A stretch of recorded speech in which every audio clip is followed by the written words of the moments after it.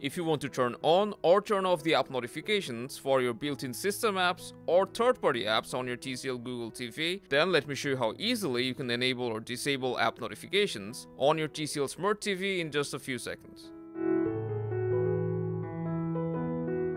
To toggle your app's notification, first you need to open settings on your TV, then go to apps.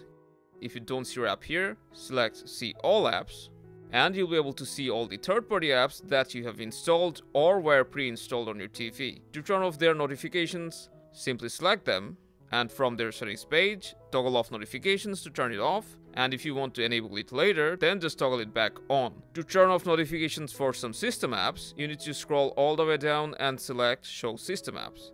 Here you'll find all the software that your TV runs. But note that you won't be able to disable all the system apps notifications and they will be grayed out.